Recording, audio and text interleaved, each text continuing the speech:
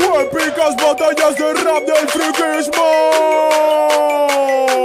Mordecai contra el humano. Prepárate porque yo tengo el poder. Soy un arrendajo que viene a joder. Tú eres un niñato, yo ya estoy currando en el parque. De mí deberías aprender. Ayer quedé con la princesa Chicle y pude saborear bien su dulzura. Sí, sin duda, lo pasamos bien mientras teníamos hora de aventura. Sé rapear de verdad, voy a enseñarte qué es lo que mola. Puedo ganarte en partidas incluso si juego con Vimo, tu propia consola. Tenemos que acabar rápido, Mordecai, que nos llama el pesado de Benson. Vale, de acuerdo, hoy es el fin de fin. Puedes llamarlo Finception. Adivina quién ha llegado. Has acertado, Fin el humano, el mayor héroe que existe en la tierra. Voy a vencerte con espada en mano. Puedes quedarte con esas tiradas rositas tumbado en la cama. Soy un ligón y mejor me las tiro con Marcelín y con la princesa Llama.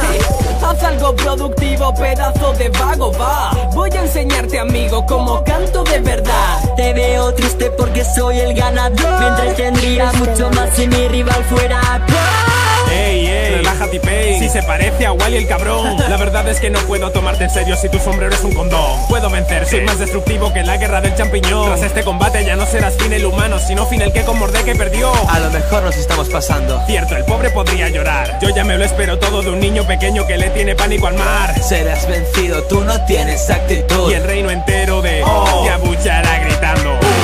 Con que eres un azulejo, no me lo esperaba. Pensaba que eras una paloma, pues siempre la cagas. Hagas lo que hagas, hoy caes, ya lo veré. Podría acabar mi estrofa yo, pero mejor que lo haga Jake. Ok, de todos los animales presentes seguro que tan solo quedaré yo. Voy a dejar este mapa de Rigby como el de Sadrak, un blowjob.